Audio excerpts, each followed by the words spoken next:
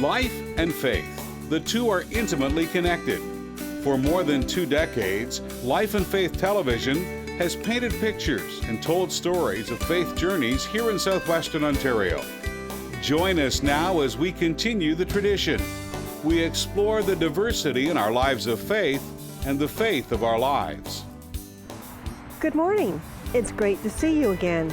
And if you're new to Life and Faith, well, a very warm welcome to you. On this morning's show, we speak with the Executive Secretary of London Conference of the United Church of Canada. Then we learn about a new and exciting international symposium on Islam and democracy that recently took place in London. And lastly, we're off to Ingersoll to meet the Lunch Bunch volunteers and learn all about the very great work that they do. Matthew Penny opens our show today with his interview with Reverend Cheryl-Ann Stadelbauer-Sampa. Cheryl-Ann was recently appointed as the Executive Secretary of London Conference of the United Church in February of this year. She has a long history within the United Church, having served on many committees, both locally and at the national level. The Executive Secretary is the person who oversees the day-to-day operations of the conference and is the real go-to person for many issues. Matthew Penny and the Life and Faith cameras were fortunate to capture a few moments of Cheryl-Ann's time as she began this new mission in her life. Here is that interview. Cheryl-Ann, you've only had the job 2 weeks as of when we're sitting down here now. Tell me, why do you want this job? Initially I felt a sense of call, and then out of that sense of call I began to see that I believe I have gifts for the job. Okay. And I think that two of those key gifts are I love congregational life. I love to be in congregation. I feel very privileged in the 2 congregations I've served. So what I bring to church administration is this deep conviction that the life of the church is key in congregations, and that the administration's function is to enhance and enrich and support that. So the Executive Secretary now will not be the person who just pushes paper and writes things on notepads and just answers emails with quick, pithy quotes from the manual. Will you be out there then with congregations?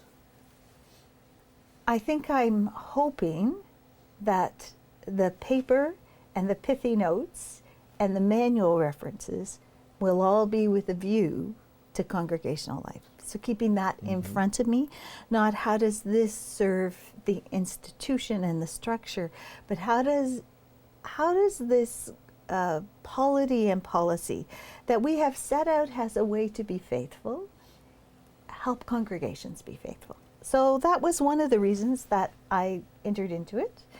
And then the other key reason is there are many doomsday critics of the church afoot. Well, one of the questions I was going to ask was your vision of the future of the United Church, because you must have one, even having been a pastoral minister for so many years. But what I hear is you don't want to hear the doomsday. You have another vision. I have another vision, I think, and that's part of the reason is I am by nature a person who lives in hope and sees possibility ahead of problem. And I think it's important that the people who are in roles of leadership bring that tone to congregations so that we have a sense of, yes, we are in a time of change beyond what we ever imagined. Certainly, you and I entered ordained ministry at about the same time, Matthew. This is not how the church looked when we started. It's radically different. But there are things that I see that are encouraging. I think Like? like I'd want to list it in 2 ways, and I'd want to call it depth and breadth. Depth and breadth. So in terms of depth, what I see is that the people who are with us now are deeply committed to being in church. This is no longer a social convention, excuse me, or a habit. This is a choice, a very conscious choice. They're here now because they want to be. They want to be, and they believe faith has meaning for their lives. So these are people who are keen to learn, to grow, to read. These are people who who are ready to be exposed to ideas. Mm-hmm. And then I think in breadth, we're on the cusp of change.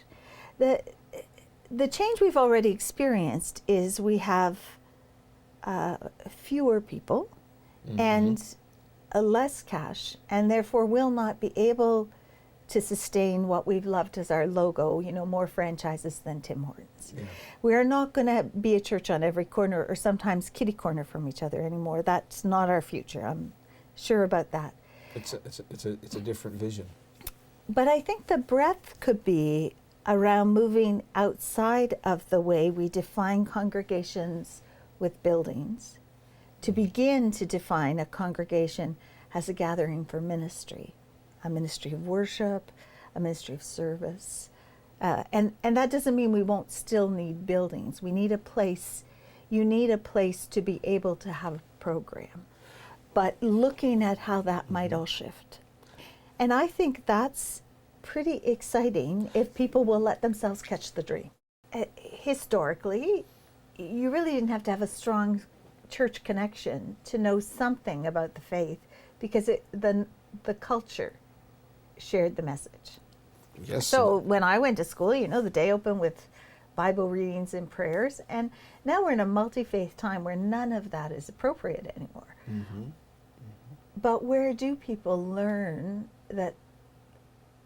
to think of themselves, experience themselves as spiritual?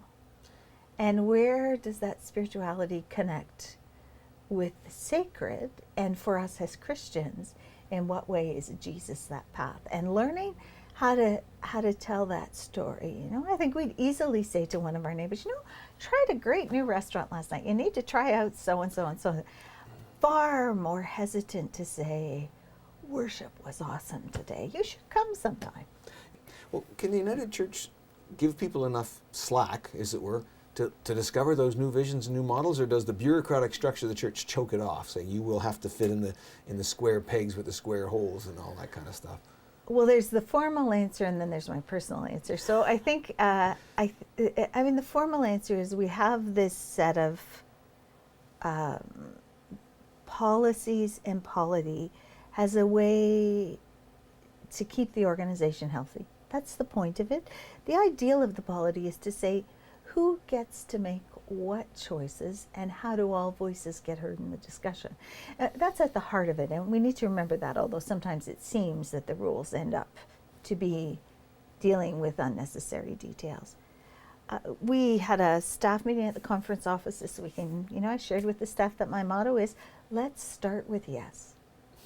When people ask a question, let's start with yes, and then be clear, but we may have to put some parameters about how that yes unfolds.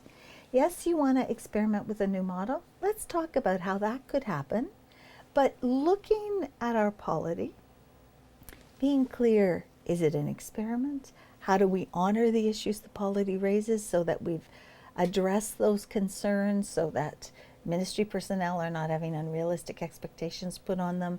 United Church resources that have been given as a faith legacy are now not suddenly funding other types of events, that we are honoring our tradition, all of that. And I think for me that's a good phrase. As a parent, I've found that the more often I can start with yes, the easier it is the few times I have to say no. Mm-hmm. And I really hope that's a spirit I can bring to this job. When people ask a question, let's start with yes. And then if it gets to a no, then we can be clear about why it had to be. What's your biggest hope that the biggest stamp, imprint thing that you're going to put on the conference over the next however many years you're going to be in this executive secretary position? Collaborative creativity is what I hope for. I really hope to use the central network that our conference structure provides to enable cross-presbytery conversations and the sharing of ideas, and so that we break down the island mentality of not only pastoral charges but in presbyteries, so that there's a way in which our presbyteries learn to resource each other. That would be great, because there's a lot of resources in every presbytery, a lot of good thinkers, but they seem to talk this way to the conference and not to each other. So that would be my biggest hope, is at the end we would have at the end of my tenure in this role. And I think, you know, when people say to me, you know, because I'm at a certain stage in life and because I have a history of long-term pastors, will you do this till you retire? What I say is, my expectation is I will do this while this job is there, but the church is in such flux, who knows? You know, this job, I don't know exactly how it will all shift in time. I'm not expecting that this role will change, but I am aware that the change is upon us at such a rate now that we can only be in the moment and not anticipate the future too far.